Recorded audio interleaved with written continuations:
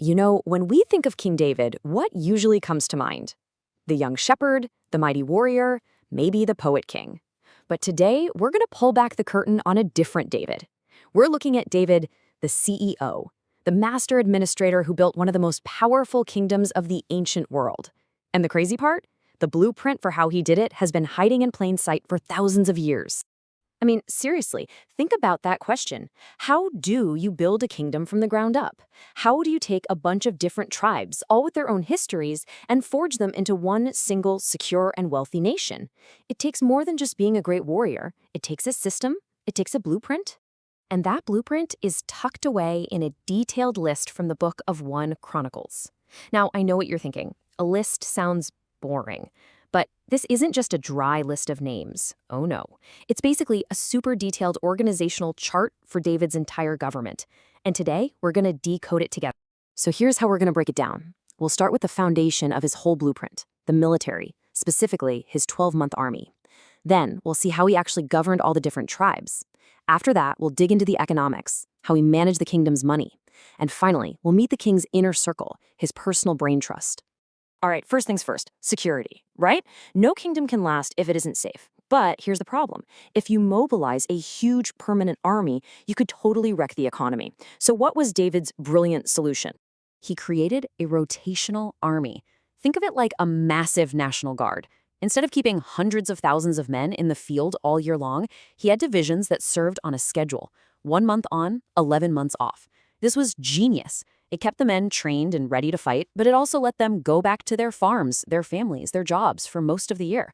What an incredible piece of resource management. And just think about the sheer scale of this thing. Each monthly division had 24,000 men. 24,000.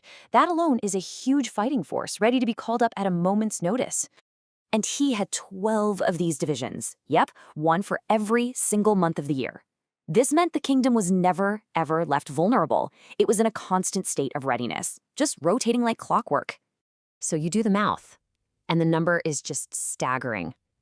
David could call on a total trained force of 288,000 men. For that time in history, this was a colossal army, all run through this unbelievably efficient rotational system.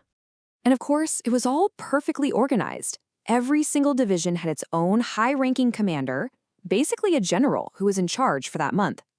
The names might sound ancient to us, but the structure, a crystal clear chain of command, well, that's absolutely timeless. Okay, so the kingdom's borders are secure thanks to this amazing army. What's the next challenge? The politics. How do you actually govern 12 different and, let's be honest, often rival tribes? David's blueprint has a pretty sophisticated answer for that too. You see, he didn't just have one system for everybody. It was way more nuanced than that. For the regular secular tribes, he appointed civil leaders. But for the priestly tribes, he respected their unique religious role and put priestly leaders in charge. This shows an amazing understanding of a kind of separation of powers, even 3,000 years ago. But then, right in the middle of this list of leaders, the text just drops this bombshell, this really ominous line. It's a sudden reminder that this isn't just a list, it's a story. And this is the exact moment where the king's ambition slams into a higher authority. So what happened? Well, David's top generals started a national census, to count all the people, probably for taxes and military drafts. But he never finished it. The text pretty strongly suggests this was a dangerous power grab by the king. It's this fascinating little detail that reminds us that in David's kingdom, even the king had his limits. So you've got an army, you've got a government, now you've got to pay for it all. So let's look at the kingdom's economic engine. The list of David's managers reads like a modern-day presidential cabinet, with a secretary for pretty much every asset the nation had. Now, to make sense of this really long list of officials, we can break them down into 3 main groups. First, you've got the people managing the money and the storage. Second, the ones overseeing all the valuable crops and produce. And third, the managers of the kingdom's huge herds of livestock.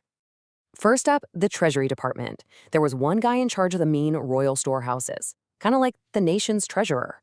Then another person was in charge of the logistics for all the warehouses out in the towns and villages. They even had a specific manager just for the people who worked the royal farms. Every single link in the supply chain was covered. And the level of specialization in agriculture is just wow. It wasn't one guy doing everything. One official managed the vineyards, a completely different person managed the wine that came from them. Another guy was in charge of the valuable olive and sycamore trees, and yet another person managed the final supplies of olive oil. Every single step of the process had its own specialist. This incredible attention to detail just keeps going with the livestock. One manager was in charge of the herds in the fertile plains. Another guy, an Ishmaelite, was the expert in charge of the camels. They probably hired him specifically for his expertise. They even had managers just for the donkeys and the flocks. Every single royal asset was being professionally managed. It's amazing. And finally, at the very top of this entire pyramid, you had David's inner circle. This was his command center, his West Wing staff, if you will, the handful of trusted advisors who helped him run the whole show. This was David's brain trust. You had a counselor and scribe for wisdom and keeping records, a tutor for the royal kids, a chief strategist, a close personal friend and confidant, and of course, the powerful commander of the entire army. These were the minds at the very heart of the entire operation. So when you put it all together, the rotational army, the tribal governors, that cabinet of economic managers, and the inner circle, the picture you get is just extraordinary. This wasn't a kingdom held together just by one charismatic guy.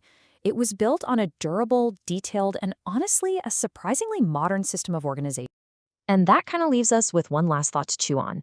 This 3,000-year-old org chart shows us that the basic challenges of leadership, security, unity, managing the economy, and having wise counsel, they really are timeless.